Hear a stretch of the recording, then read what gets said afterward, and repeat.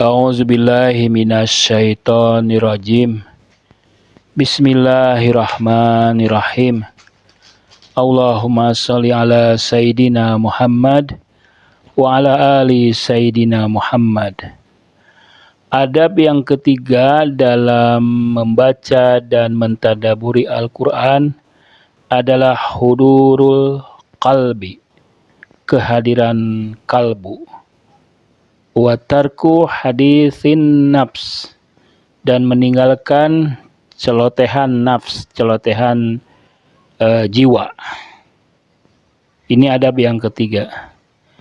Nah, yang adab yang ketiga ini menurut Mullah Sadra itu merupakan perkembangan dari adab yang kedua, yaitu tathhirul qalbi.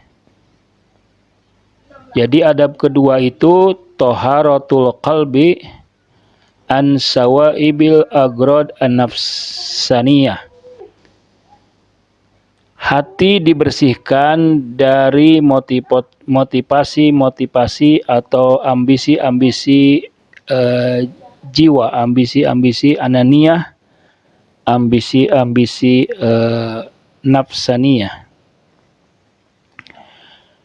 Siapa yang mengeluarkan dari hatinya kecintaan kepada hal yang sia-sia, jadi di dalam hatinya bisa jadi, di dalam kalbunya bisa jadi berkumpul, bersemayam berbagai hal, di antaranya kesukaan kepada hal-hal yang batil, yang sia-sia.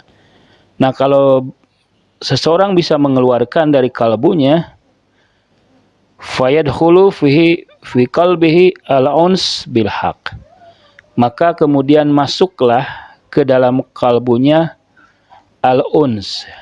Uns itu dalam diterjemahkan biasanya keintiman, kedekatan, ya, keakraban, kenyamanan, kebahagiaan bil haq, dengan Allah Subhanahu wa taala.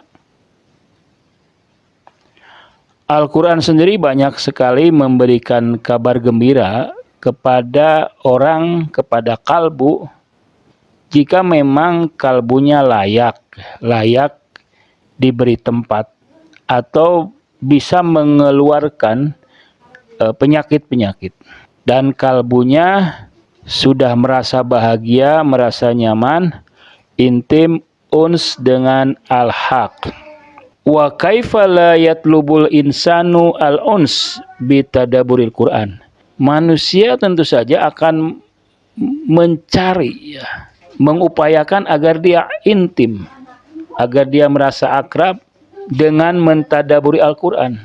Karena di dalamnya ada hal-hal yang memang yang disebut dengan qurratul uyun, yang akan menghidupkan dan menjadi spirit bagi manusia. Kehadiran kalbu itu adalah adab yang ketiga. Jadi hati itu harus dihadirkan. Bukan hanya hadir pikiran saja, bukan hanya hadir fisik, ruku, sujud, tapi ini adalah adab batin. Dalam sholat kita harus bisa menghadirkan kalbu kita harus khusyuk. Tapi dalam membaca Al-Quran juga demikian. Kita harus bisa menghadirkan kalbu. Jadi membaca Al-Quran itu dengan kehadiran kalbu. Bukan kalbu yang lalai. Bukan kalbu yang di dalamnya masih ada dorongan-dorongan egoisme. Dorongan-dorongan untuk hal-hal yang sia-sia. Kalbu itu sendiri adalah merupakan mata air cahaya iman.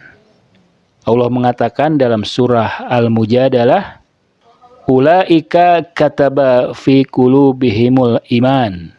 Merekalah yang di dalam hati-hati mereka dicatat iman. Jadi iman itu tempatnya di dalam kalbu.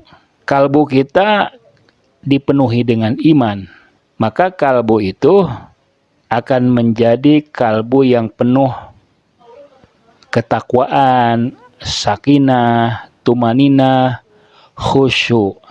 Allah juga mengatakan walakinnallaha habbaba ilaikumul iman wa zayyanahu fi qulubihim wa zayyanahu fi qulubikum. Akan tetapi Allah itu lebih mencintai keimanan untuk kalian. Dan iman itu harus menghiasi kalbu kalian. Kalbu yang seperti itu, yang sudah disucikan, yang hadir itu, maka kalbu itu mutmainun bil iman. Kemudian kalbu akan menjadi ma'danut taqwa, menjadi sumber, menjadi tambang ketakwaan, wasakinah, ketenangan. Kalbu yang sakinah itu kalbu yang tidak terprovokasi, tidak terintimidasi, tidak terancam oleh kejadian-kejadian yang menyulitkan, oleh berbagai musibah, bencana, kekurangan, berbagai hal yang menyulitkan hidup. Kemudian watuma'ninah. Jadi kalbu itu akan merasakan tuma'ninah. Wal khusyuk dan khusyuk. Allah mengatakan huwallazi anzalas sakinah fi qulubil mu'minin di dalam surah Al-Fat. Allah lah yang akan menurunkan sakinah, menurunkan ketentraman, menurunkan ketenangan di hati-hati orang yang beriman.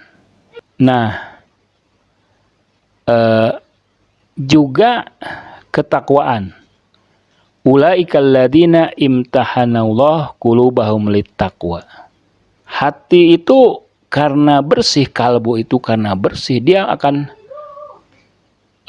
menerima berbagai kebaikan-kebaikan, dan salah satunya adalah kehadiran, keintiman, keakraban, kebahagiaan dengan al-haq. Saat itulah dia bisa membaca Al-Quran dengan penuh ketenangan, dengan penuh ketentraman, tanpa ada interupsi dari jiwa-jiwa hayawaniah, ya, jiwa-jiwa yang masih lemah, jiwa-jiwa yang masih rentan, yang mungkin kadang-kadang membisikkan, ya, ingin merasuki pikiran-pikiran kita dengan hal-hal yang tidak benar. Wassalamualaikum warahmatullahi wabarakatuh.